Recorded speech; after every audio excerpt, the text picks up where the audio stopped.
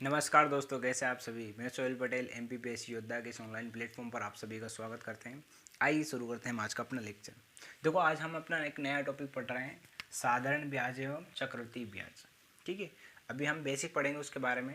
तो यदि आपसे कोई अगर परिभाषा पूछ ले कि साधारण ब्याज क्या है, तो वह ब्याज जो केवल मूलधन पर एक निश्चित अवधि के लिए एक निश्चित दर से लगाया जाता है, उसी को हम क्या बोलते हैं, साधारण ब्याज। देखो क्या लिखा है, केवल किस पे लगाया जाएगा, ये मूलधन पर, और एक निश्चित अवधि होगी कि 2 वर्ष, 5 वर्ष, 7 वर्ष, कितने वर्ष, और एक निश्चित दर होगी किस रेट से लगा रहा है। जैसे 8% की दर से, कि 10% की रेट से, कि 12% की 15%।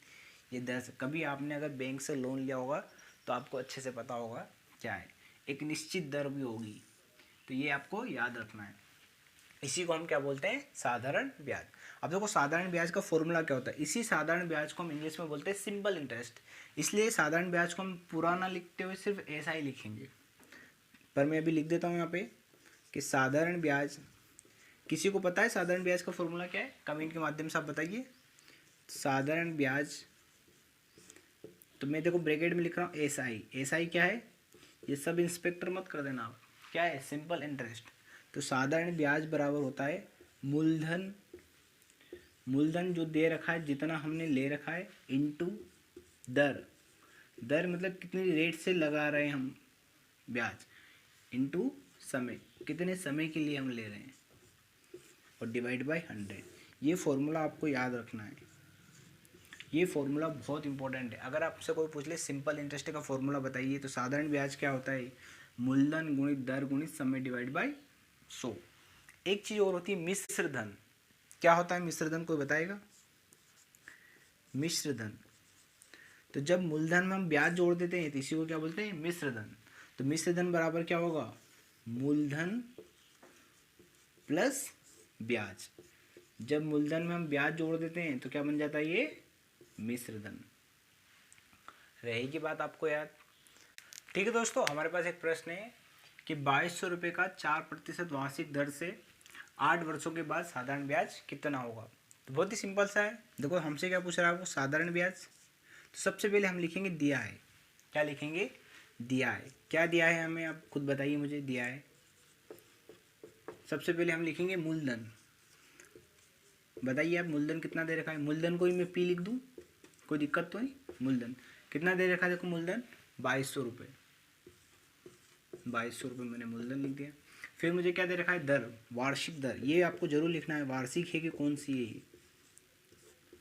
तो दर को ही हम लिखते हैं आर, रेट बोलते हैं इसको। कितना दे रखा हमें, 4%।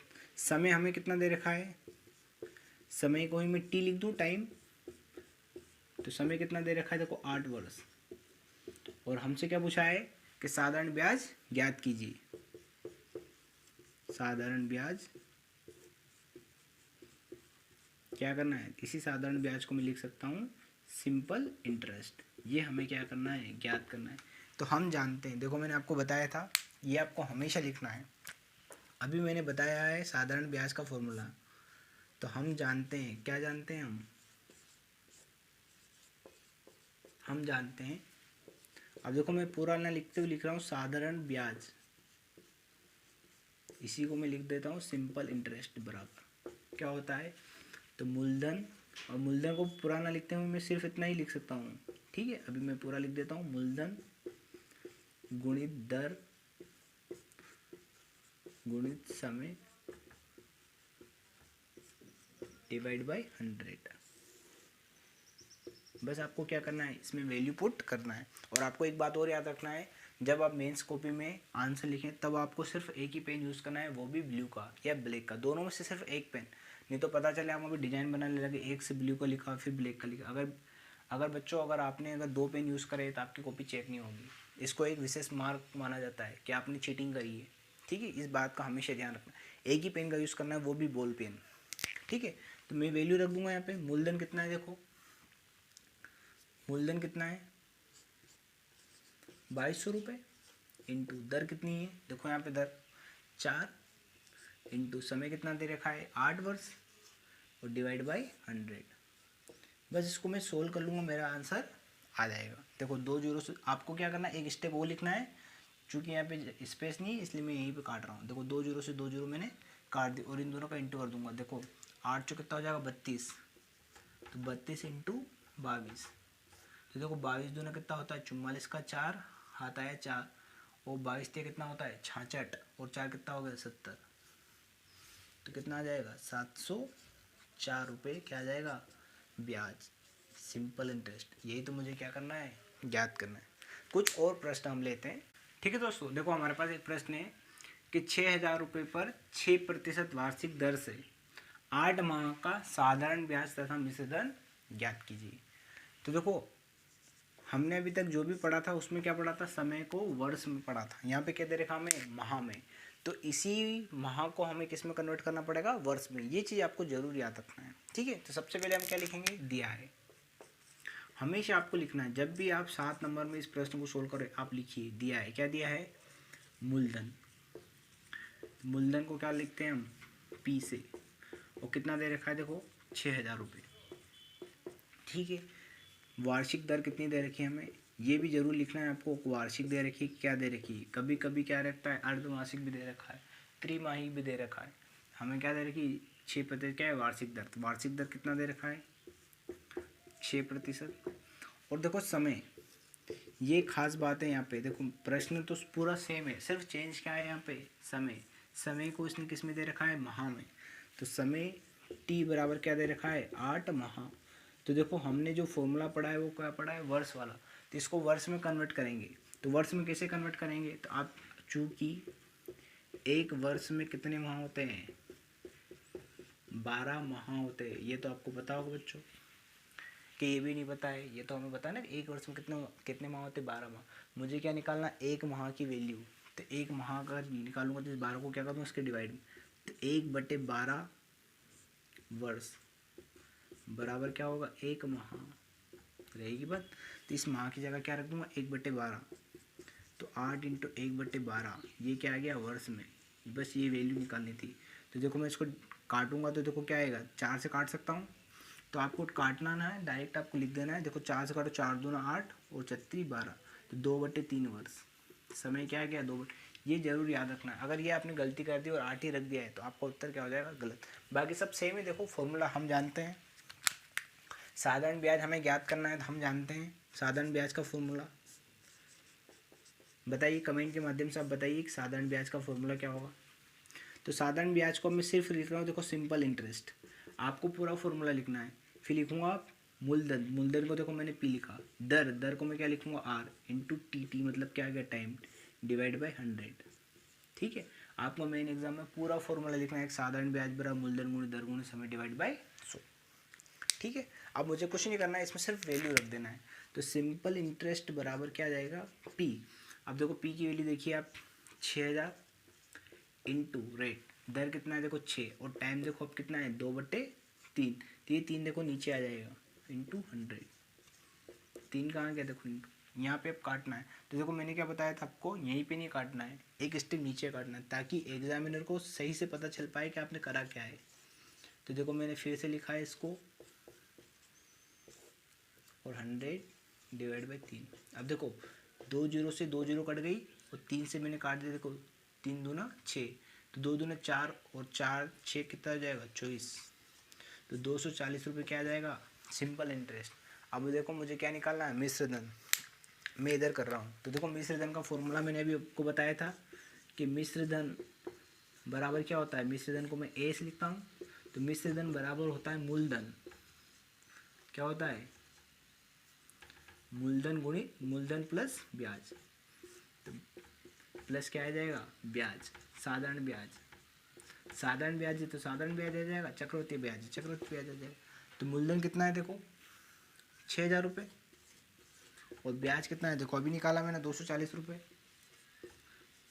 ये दोनों चीज़ निकालना है आपको, बस इसमें क्या कर दूंगा प्लस, तो 6,240 रुपये क्या आ जाएगा मेरा मिश्र धन। यही मेरा क्या है उत्तर है। कुछ टाइप के और प्रश्न हम लेते हैं। ठीक है दोस्तों, आपके सामने कुछ प्रश्न लिखे हैं मैंने। देखो ये लिखा है कि 2500 रुपये का 5% वार्षिक दर से 219 दिन, ये हमारे लिए इंपॉर्टेंट। अब क्या दे रखा है देखो दिन दे रखा है 219 दिन का साधारण ब्याज तथा मिश्र धन ज्ञात कीजिए। तो देखो पहले हमने वर्ष में समय पढ़ा था, फिर क्या आया था माह में, अब देखो दिन में दे रखा है। तो पूरा मेथड सब कुछ सेम रहेगा, सिर्फ मैं आपको इतना सा बता रहा हूँ इस दिन को हम वर्ष में कैसे कन्वर्ट करेंगे। तो जो समय है सब कुछ लिखना है, आपको दिया है मूलधन क्या दे रखा है, दर क्या दे रखी है, समय क्या दे रखा है। तो समय क्या दे रखा है, समय t बराबर 219 दिन। अब देखो मुझे 219 दिन को क्या कन्वर्ट करना है, वर्ष में कन्वर्ट करना है कि कितने वर्ष बनेगा। तो चूंकि आपको भी पता है, चूंकि एक वर्ष में कितने दिन होते हैं, 365 दिन होते हैं। तो मुझे तो दिन की वैल्यू निकालना है, तो इस 365 को क्या कर दूंगा, इससे डिवाइड कर दूंगा। 1/365 वर्ष बराबर एक दिन। रहेगी बात आपको याद। बस इसकी वैल्यू मैं यहाँ पे रख दूंगा। तो 219 में कितने का डिवाइड कर दूंगा मैं, 365 का। तो किस में कन्वर्ट हो गया, देखो अब ये 219 दिन किस में आ गया, वर्ष में आ जाएगा।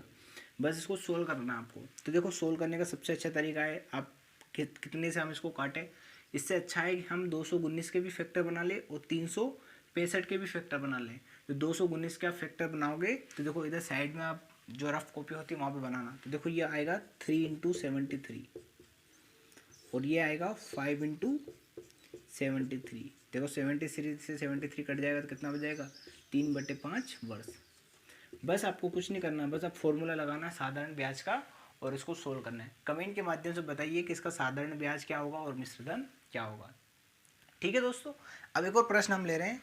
प्रश्न है कि 3200 रुपये पर 4 अप्रैल 2012 से 16 जून 2012 तक का 5% वार्षिक दर पर साधारण ब्याज, और आप मिश्र धन भी इसका निकाल के बताइए कितना होगा।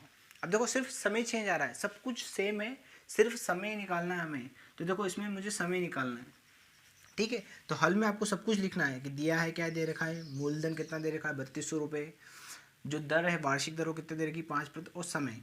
तो देखो समय को हम वर्ष में कैसे कन्वर्ट करेंगे वो मैं आपको बता रहा हूँ। तो देखो समय t बराबर मुझे क्या दे रखा है, 4 अप्रैल से 16 जून तक। मुझे दिन गिनना है कितने दिन हुए यहाँ पे, ठीक है। तो 4 अप्रैल से मैं अगर गिनूंगा तो अप्रैल में कितने दिन आ जाएंगे, 4 अप्रैल से मैं चलूँगा तो देखो 30 अप्रैल 30 का महीना होता है, तो कितने दिन बचेंगे, 26 दिन। तो देखो ऐसा लिखना है आपको, अप्रैल का महीना यहाँ पे लिखना है, अप्रैल का महीना प्लस अप्रैल के बाद क्या आएगा मई, प्लस क्या आएगा जून। रहेगी बात, क्योंकि जून तक मुझे जाना है। तो अप्रैल के महीने में कितने दिन आ जाएंगे, 26 दिन, प्लस मई का पूरा महीना, देखो मई का महीना 31 का महीना होता है, तो 31 दिन, प्लस जून। अब जून में तो सिर्फ 16 तारीख तक ही जा रहे हैं, तो 16 जून। बस इसको मुझे क्या कर लूँगा, जोड़ लूँगा। जोड़ के बताइए अब कितना होगा। तो देखो 26, 31 और 16 को मैं जोड़ लूँगा। तो देखो 6 और 1 7 और 6 13 का 3 हाथ आया 1, और 3 3 6 और 1 7, तो कितना आ जाएगा, देखो 73 दिन।